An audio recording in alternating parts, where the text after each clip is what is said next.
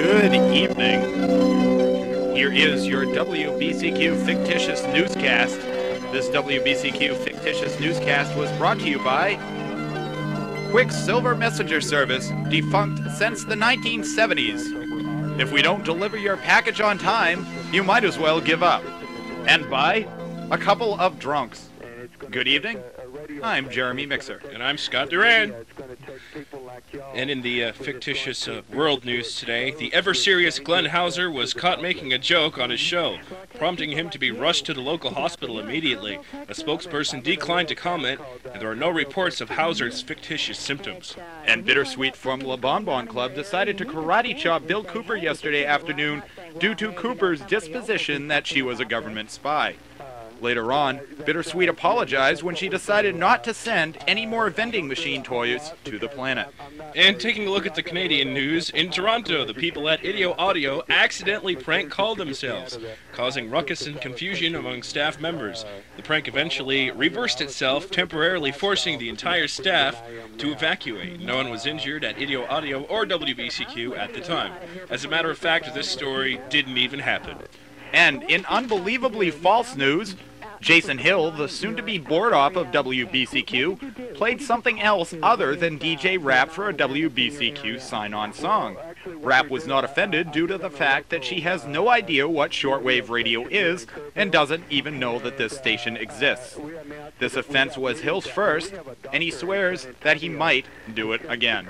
And checking overinflated ego news, WBCQ visitor Jeremy Mixer cannot stop playing his damn new song, Dreaming Bear. Written by Mixer and recorded by Psychedelic Pine Tree with Monster Deer Horns is available at www.mp3.com/ppt. And Mixer cannot stop promoting this damn song. As a matter of fact, his promotion has gotten so insane that he actually wrote this news report. Stop playing that song. Stop. We already played that song. Stop, please. Not today. Stop Fine. Okay.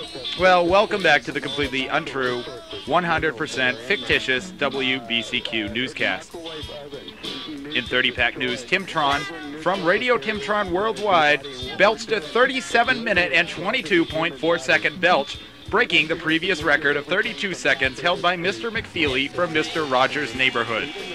In the world of sleep, WBCQ's engineer Thomas Barna accidentally slept normal hours last night. Barna stated this morning, "It was good to sleep, but I missed listening to Amos and Andy last night."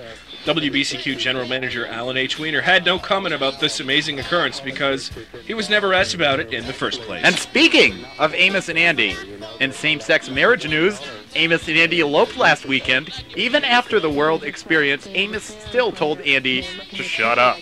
In that little area that's just below your roof news, Marion's attic was recently cleaned. A few items found in the attic included lost records played on her show and a few MP3s from the 1970s. Other junk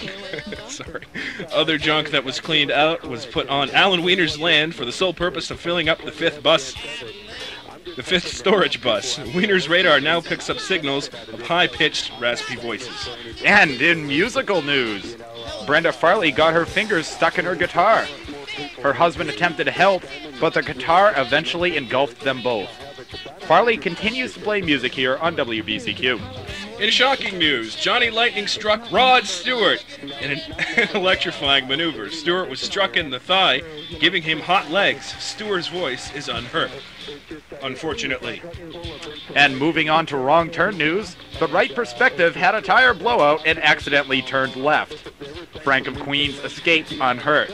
A hospital spokesperson stated, quote, "We knew he was fine because he had the same New York accent." In downloading news, the off-the-hook people accidentally hacked into NASA by using Napster. Fictitious, by the way. While they were not arrested, they now broadcast from Jupiter and currently possess a 45-minute-long MP3 of a lost rocket booster. And meanwhile, WBCQ listeners realize that a different kind of oldie show has been the same all along. Even though the show has been consistent at WBCQ, the show still has the title, A Different Kind of Oldie Show, a title which still continues to remain the same. And this is what we play 75% of the time that the station is on. News. Brother Stair's trumpet horn reportedly got stuck yesterday. It took the Overcomer Overcomer engineers 20 minutes to shut that damn thing up, and still Brother Stair insists on saying Maranatha all the time. No WBCQ listeners were hurt in the accident, although many reported geese trying to fly into their houses. And in What Is That Garbage news, Jason at WBCQ actually disposed of the garbage in the back of his truck. Allan H. Weiner was disappointed because he could no longer talk about Jason's garbage on his show. Jason says that he just likes to have a clean truck. And Jeremy Mixer is in the news again for about 10 seconds. Once this sentence ends, Mixer will no longer be in the news. And I am Jeremy Mixer. And I'm Scott Duran. And this has been your WBCQ Fictitious Newscast. All the stories told here haven't a nickel's worth of truth in them, nor does it reflect the opinions of WBCQ.